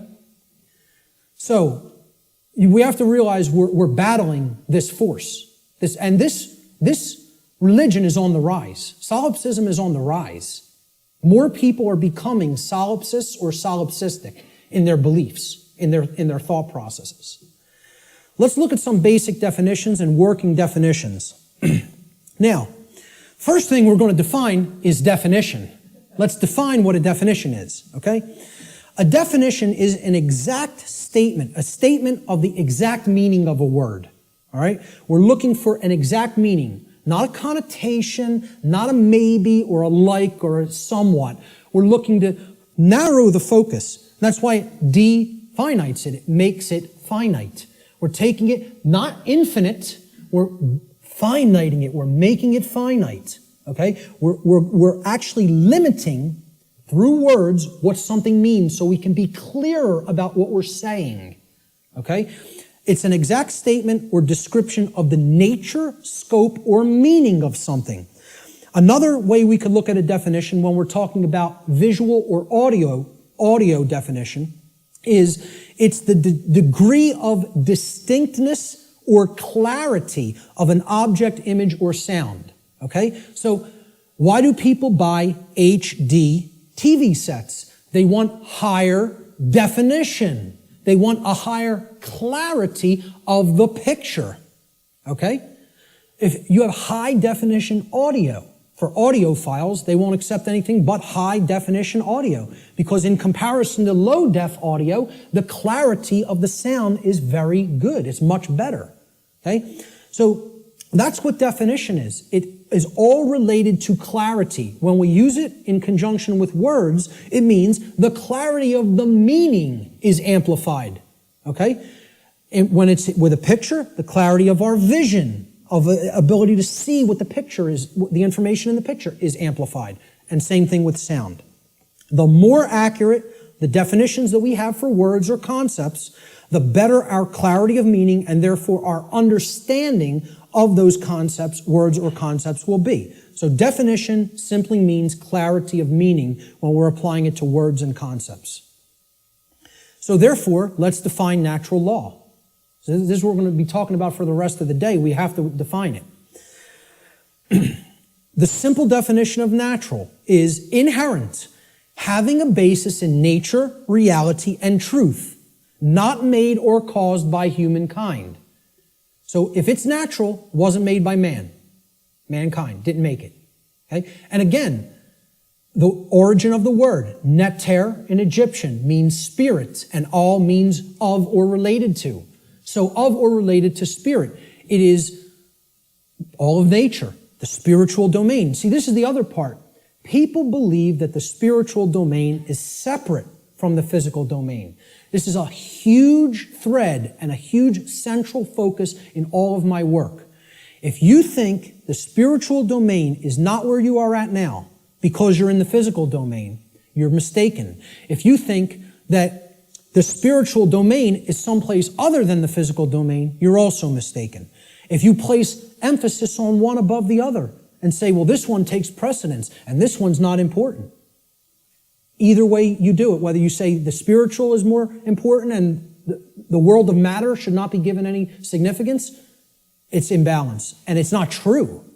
Okay? Or if you say, hey, like scientism does in many, left brain scientism, the material world is all that there is. This is just a dead mechanized clockwork called the universe, and it happened by accident for no reason. And there's no such thing as the spiritual domain. Both of these worldviews, and we're going to get to a breakdown of these worldviews, they're completely inaccurate, they're not based in truth, and most of all, they're based on brain imbalance. And we're going to see how one of these worldviews or another develops when either the left brain hemisphere or the right brain hemisphere has taken precedence and dominance within the individual consciousness. So, natural means spiritual. These words could be used interchangeably. So when I'm talking about natural law, I mean spiritual law. Unseen spiritual laws. But overall, the dictionary definition of natural is it's inherent to nature and it's not made by man. The word law the definition is an existing condition which is both binding and immutable. So let's look at each one of these words. Existing. It means that it is present. It is present.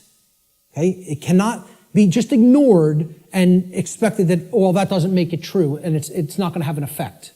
It's there. It's present. That's why it's a law that it's in operation, that is in operation. It is binding. Binding means it has an effect. It means it doesn't matter whether you believe that it has an effect. It doesn't matter whether you understand that it has an effect. It doesn't care. And this is another big hammer to the ego. The human ego wants to hear what it wants to hear. One of the things it wants to hear is the universe cares about you. Personally. It cares about John. It cares about Bob. It cares about Mary. It cares about Elizabeth, whatever. Okay? It cares about you individually as a being. Now, you could go so far as to say you believe that the creator of the universe cares about you. I'm not denying anybody or saying don't think that. What I'm saying is that the laws of the universe don't care about you. Laws have been created in this realm that work flawlessly. 100% of the time, flawlessly. Let me ask people to envision this scenario to try to clarify this. A couple are on a picnic. They're out in a state forest or something like that. They're on a picnic. About 50 yards away from where they're at, okay, there's a pretty tall cliff, maybe about 200 feet. Okay, and it ends in some jagged rocks. They brought their 2-year-old child on the picnic with them. They unfold the blanket, take out the picnic basket, they're having their picnic. Maybe passions got heated and the husband and wife were, making out a little bit. Their kid, 2-year-old daughter, in her nice Sunday sundress or whatever, wanders off, gets to the edge of that cliff. Will gravity care if that girl goes over the edge? No. Will gravity allow her to go over the edge? Yes, it will. Gravity is not going to say, this girl doesn't understand this law, and she'll die if she goes over that edge. She's innocent. She's nescient even. Not even ignorant. Innocent and nescient. Will that law still have an effect? You damn better well believe it will. And so does natural law in the same way. It doesn't care whether you don't know. It doesn't care whether you're nescient or ignorant. It's in effect, it's binding, and it is immutable. Immutable means that nothing you can ever do can ever change it. It is in effect eternally. Because man didn't put it into effect. You know who put it into effect? The creator of the universe put it into effect. And I don't really care what you think of that force as. You could think of it as an impersonal force. You could think of it as the man with the beard. You could think of it as this remote control. I don't really care what you think of it as. Personally, that's none of my business. But you know what? If you think of it that it's man that makes the laws, then I have a problem. Because man doesn't make these laws I'm talking about. The creator of the universe set these laws into motion, put them into effect, and they bind you. You and I are bound by these laws, whether we like it or not, whether we accept it or not, whether we understand it or not. They're in effect, And you are already creating the reality that we are experiencing based upon interaction with these unseen laws. Already. You're already doing it. You can never not be doing it. That's an impossibility. Okay? You're always creating, co-creating in harmony, in cooperation, I should say. Whether it's in harmony or opposition is a different story. In cooperation with these spiritual laws that I'm going to talk about. You are already creating in cooperation with them and can never not do so as long as you exist in the physical domain. Okay? So that's what the simple definitions that we're working forward with. Natural law doesn't mean anything other than this. That's it. It means, so let's put them together. Inherent, existing conditions. Conditions that exist in nature which are both binding and immutable. They have an effect whether they're understood or not, and they cannot be changed. So what would be our requirement of knowledge here? What do you think should be done? If we are always working with these, do you think we're going to create something that is wise to create, that is good, that is in alignment with what we say we want if we don't know how these laws operate? You know what's going to be created? A mess. Total chaos. Something you don't want. Something that leads to enormous suffering, which is where we're at. If, on the other hand, you have that knowledge of how these things work, then you align your behavior to them, you're going to create a whole new different ballgame. And then you're going to not have self-inflicted suffering. Okay? That's what this is all about. So let's give a working definition. This is what I call the soundbite, right? People say, well, tell me what natural law is, Mark. You have a few days? Maybe a large portion of the day like we're going to cover today. Maybe. Some people will get it. Okay? But really, you need to devote a large amount of time to studying this, understanding it, reading about it, and even experimenting with it. This is not an untestable hypothesis. Okay? And it's not a hypothesis. It's actually a law. But it's not untestable. You can test it. You can apply all the scientific methodologies to natural law. Same thing. Gather your information, observe, hypothesize, observe, test the results, publish the results. That's the scientific methodology. The scientific methodology will be borne out for everything I'm talking about in this presentation if it is applied. Because this is not a religion. This is not some new age mumbo jumbo. This is a science. It is a science that constitutes knowledge of how laws that are existent, in operation, and immutable in this universe work, and how we are creating what we experience in conjunction with these operating laws. And man didn't put them into effect. Whatever created this universe put them into effect. I'm not here today to tell you what that is. Your job in your own personal experience is to get in touch with what you feel that is. I'm not here to tell you what that is. I'm not here to tell anybody what that is. But my whole point is, it created these laws, and they're in effect. And if you want to stop suffering, and if you want the human condition to change, you have to understand how these laws work. There is no way around that. Knowledge of these laws is required. And this is what people in the so-called New Age movement and in religious communities and in other communities don't want to acknowledge. They don't want to acknowledge that work is required. So let's give a working definition for natural law, my soundbite variant, okay?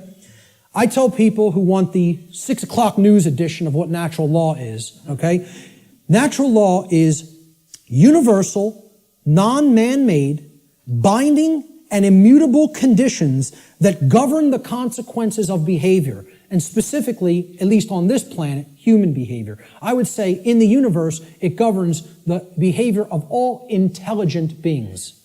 Intelligent beings. Okay?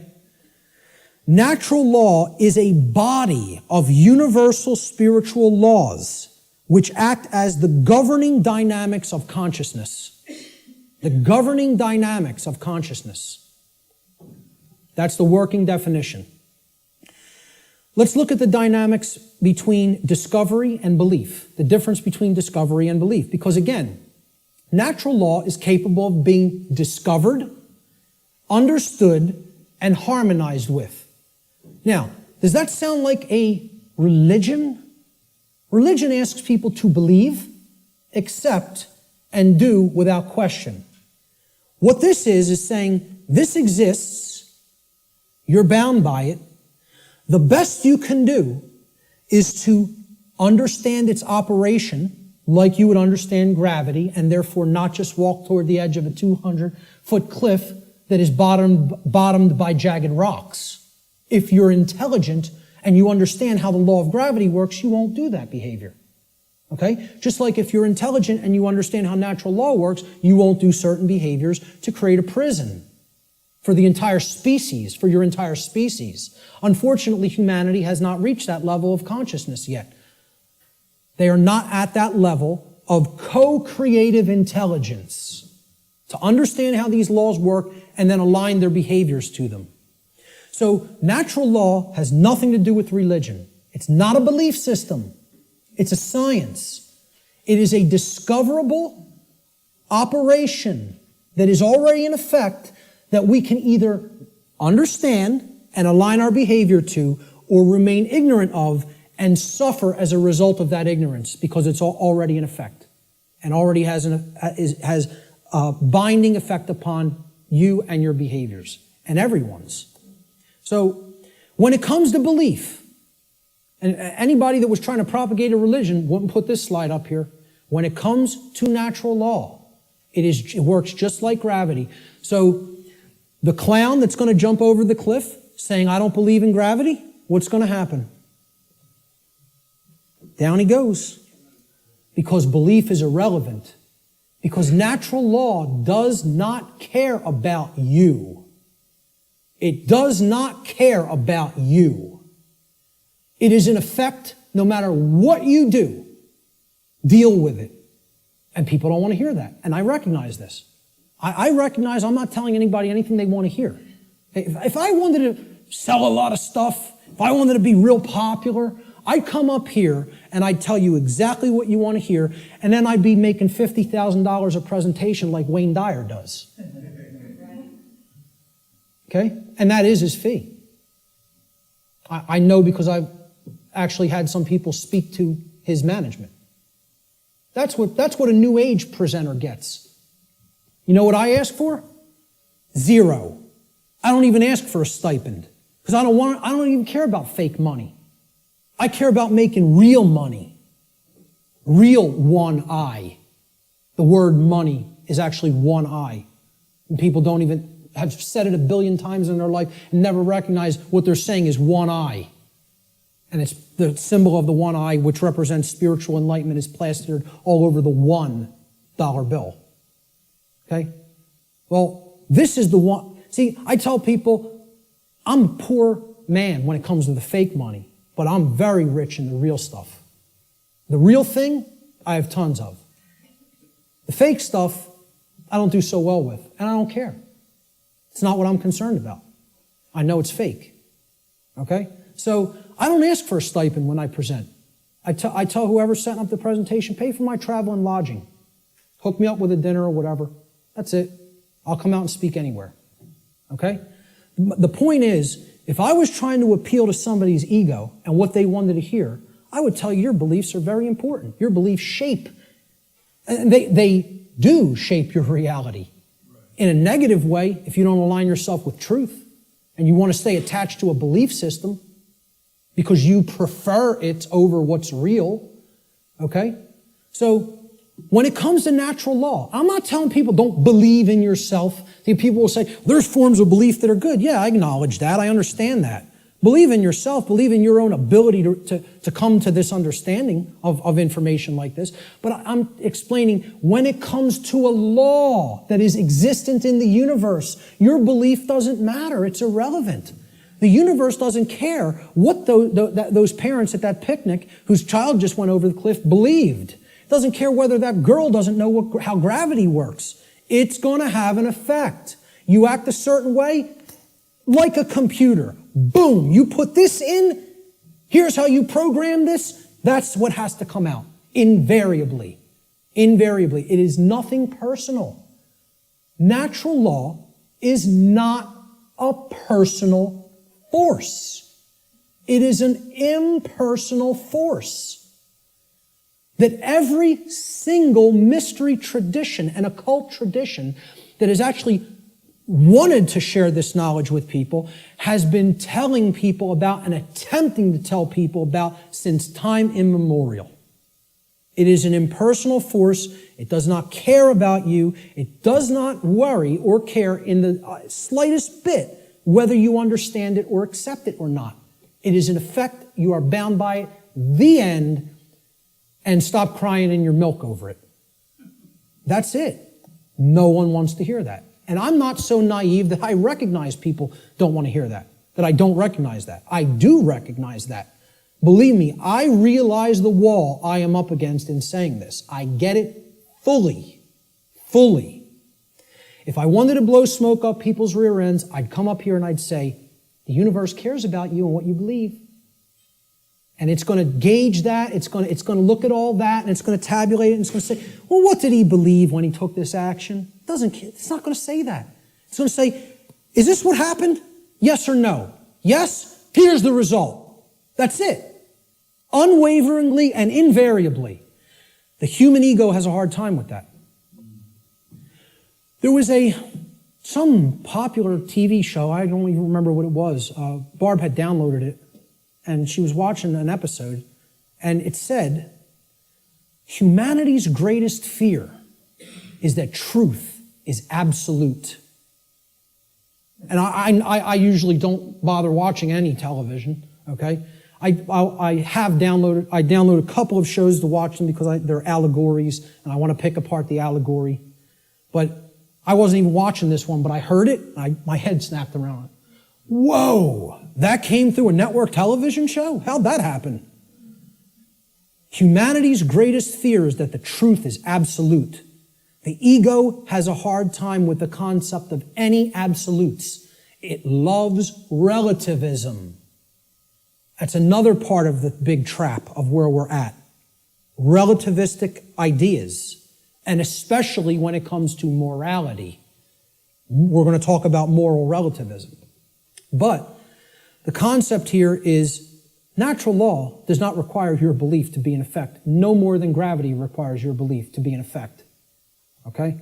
That needs to be understood. Human belief is completely irrelevant when it comes to the existence and operation of natural law, just as it is irrelevant in relation to any of the other laws of nature such as gravity, inertia, momentum, thermodynamics, or electromagnetism. Similar to such other phenomena of nature.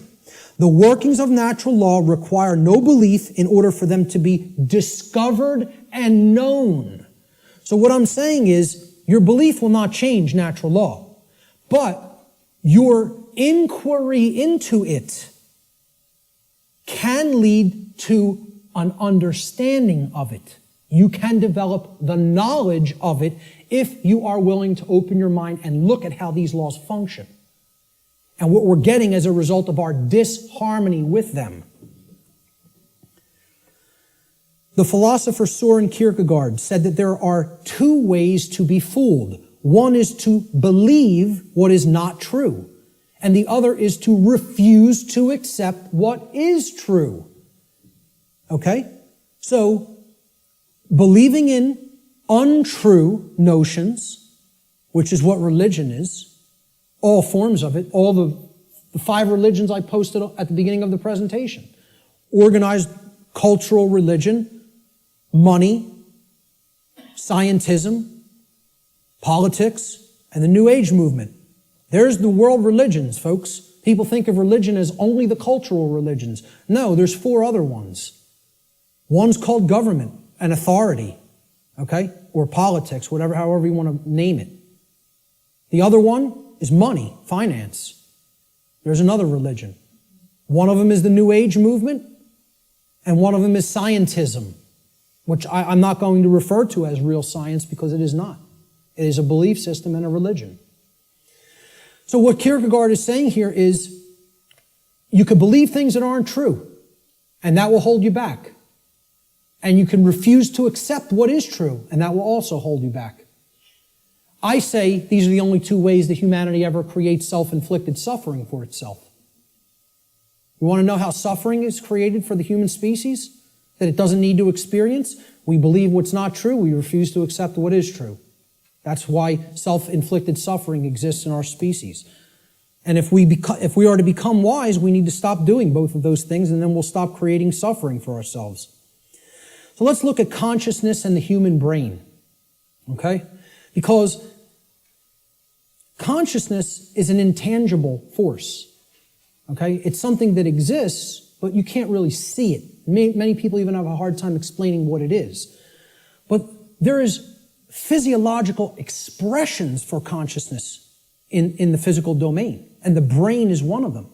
And of course, people will say, well, don't leave out the heart. Of course, the heart is also very important. Heart has an even bigger electromagnetic field than the brain and is tied into the physiology in an even more complex way than the brain is. But we need to understand the basic structure of the brain to understand the types of imbalances that go on within it that lead to these debilitating conditions within humanity that continue to create suffering for us. And also, what these belief systems do is they prevent the activation of the heart and the actions, of care and action. Not only do they prevent real knowledge from manifesting within the being, they prevent care, and they create apathy, and they create inaction, laziness, inaction, and cowardice, so that we don't actually act and take action based upon what we've come to know. So let's look at how the brain and consciousness actually work. People will also try to give ridiculously overcomplicated and mystified definitions of what consciousness means. And many people are even scared of the term, okay? We have to demystify these terms and bring them down to real simple English and real simple concepts that the average person can grasp, okay? And stop trying to make it more complicated than it is. Being conscious of something, meaning having consciousness of it, is an ability of the being to recognize patterns. Remember, this is all about pattern recognition. To recognize patterns and meaning with respect to events that are taking place or have taken place, okay, both within oneself, okay, in the inner realm, in the lesser realm, the realm of the individuated consciousness, and in the realm in which the self exists and operates, the macrocosm. So let's break it down, right? Ability of a being to recognize patterns and meaning with respect to events taking place within oneself, the microcosm, and in the macrocosmic world, the world at large. And the events taking place is the truth. So it's our ability to accurately perceive truth of what has happened and what is happening. That's consciousness. That's consciousness. And it's made way overly complicated by people. It's mostly made overly complicated in the New Age movement, again, which I can't stress enough how big of a deception it is. For people, really have to go and check out my work on the New Age deception. Okay? It's on my website. It's in the video section, and it's in the podcast section. And it's a 7-hour presentation. But I'm telling you, it will be as worthwhile for you to check out as this seminar. So, that's what consciousness is. Now, how does consciousness express? There's a difference between what it is and how it expresses in our life. Consciousness expresses. I ask people, just tell me, what are the ways you could ever make yourself known to any other being? How can any other being come to know who you are in this incarnation, in this physical manifestation? How could they possibly come to know you? How could you manifest yourself or make yourself known to them? And there's only 3 ways: thoughts, emotions, and actions. Okay? And I would say speech falls into the line of the combination of thoughts and emotions. And speech is also a form of action. I'm using force to, make the air flow over my vocal cords to make sounds come out so that you can hear what the concepts I'm trying to express. So it is a form of action. And it derives from what we have thought up to this point and the emotions that we have, and we could express it through speech. So thought, emotion, and action. Thought you have to look at as the creative force that is the expression for consciousness within the individual. Okay? So it's a neutral force. You don't look at your thoughts as masculine or feminine, do you? But you do look at them as creative forces. In order for anything to manifest in the physical domain, it had to first exist as a thought. This computer, somebody had to envision all the parts, how it works, how it's put together.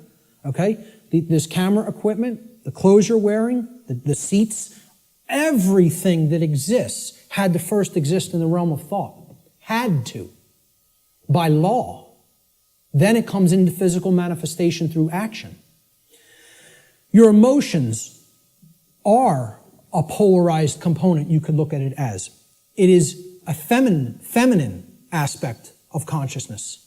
Because other people don't feel your emotions. They could perceive or sense them. You're the one who's feeling the emotions in your physiology. It's an internal expression. You feel emotions inwardly, inside in the physiology. Hence, this is a feminine expression for consciousness. It is something that is not externalized and put out. It is something that is felt within. So the emotions in the mind-body-spirit connection are the spirit in which we do something. Okay, so that's the feminine force or the spirit. Of course, thoughts are within our mind, hence that's the mind component of the consciousness. Then there's a marriage between them. Okay, so you could look at thoughts as the creative essence, which then blends with or marries to the feminine. Now, see, we're getting into a notion that is taught in many different religious traditions. It's called the Trinity. And I challenge anybody, go and look in any of the trinities that exist, in any of the religions. You can go back to Babylon. You can go to the Indus Valley traditions. You can go to the Egyptian and Cometian traditions, the Christian traditions. Every single religious tradition that has talked of a Trinity, okay, it is always a Father Creator, a sacred feminine figure, okay, of some kind that the Father then impregnates or inseminates in some form. And then from that offspring is born a male child. Always. Okay? What we're talking about here is the Father being the mind, the creative essence. Then the spirit or the emotions being the sacred feminine essence. Okay? Or the Holy Spirit, the emotions. And then the child, the male child, is behavior. It is the active or masculine principle that actually interacts with the physical world to change it. And hence, that is the only way to actually save ourselves. And again, people in religious thinking will immediately attack this and say, you're saying that saving ourselves will not come through faith. Yes, I am. Saving ourselves will only come through action. Action will save humanity. Faith will not do it. So, sorry to again, smash another egoic attachment that people have to religious notions. But these religions are created by the control system. Okay? People don't understand that exoteric Christianity is created by the dark occult, of the ancient dark occult mystery schools. They don't understand where this religion came from because they haven't studied astrotheology. And I'm not telling you there's no good concepts in any religion. I say take all the good concepts and leave the nonsense. Because one of the nonsense is that you need to believe in something to be saved from the current human condition. You don't need to believe in a thing. You need to know the truth. And right in their own religion, there it is. Let me just stay on this for a moment, because in their own scripture, the exoteric Christian scriptures, what is the one prescription that the Christ figure gives to the people when he is asked about freedom? He's only asked about freedom like once in the Gospels, okay? In the words attributed to his teachings. And they want to know what will save us, what will make us free, and what is his prescription? Truth shall make you free. No, that is not. There's something missing there. You're close. What is the actual saying? Know the truth. Knowing the truth will make you free. That's the prescription, even in exoteric Christianity. It's right there in the Gospels. But Christians don't want to hear that because the controllers in the church who came from the dark priest class gave them this nonsense that all you have to do is believe and everything will magically change. Well, good luck with that. When people's behaviors have no alignment with morality, you think your belief's going to change something? Again, let me know how that works out for you. And again, I'm not mincing words up here. I'm telling it like it really is. I don't care who it offends. So, the expressions for consciousness are thoughts, emotions, and actions which are likened to, in the consciousness community, of mind, spirit, and body. And it's a trinity. A father creator, which is the thoughts, the mind, the feminine essence, which is the mother of the trinity, the emotions, the inward aspects, the spirit. And then they give birth. When the thoughts and the emotions come together, they give birth to action in the world, which is the male child. This is very important to understand. I hope everybody is clear. This is our internal trinity, which constitutes the expressions for consciousness. Okay? So let's move on. Yes. Okay, how much time? It is. Okay, we're going to stop right there and take a break. We will resume at 1:15 precisely. Okay, so you want to come in a few minutes early to get settled. I will start again at 1:15 p.m. Thank you, ladies and gentlemen. Thank you.